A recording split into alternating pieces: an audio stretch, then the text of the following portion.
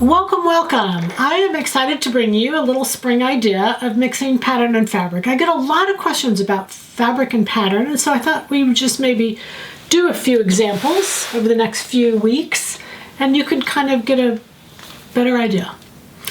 You know, it always comes down to personal taste too, but when I saw this fabric, when I bought this fabric, it's 100% cotton. It had great body to it. I just knew a jacket. It was just in my scope. Jacket, skirt, you could do pants with it, but it just has a real nice hand and a real nice body to it.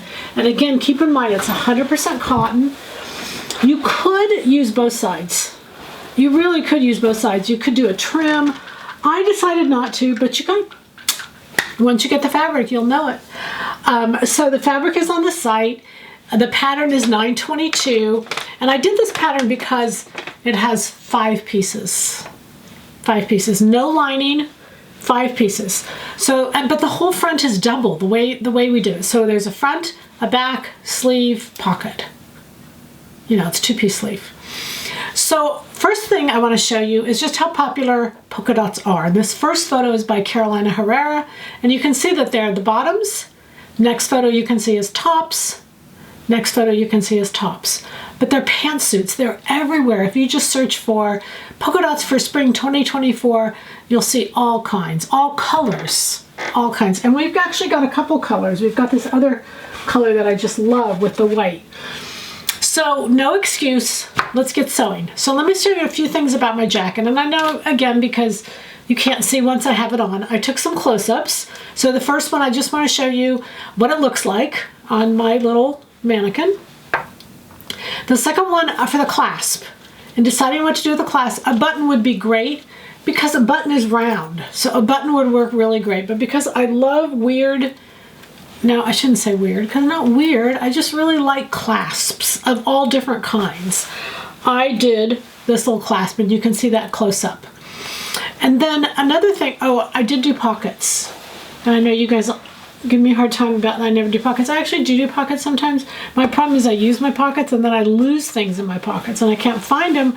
Come to find out they're in my pockets. But anyway, I did do pockets, and there's a close-up of that pocket. So you can just see it's an inseam pocket.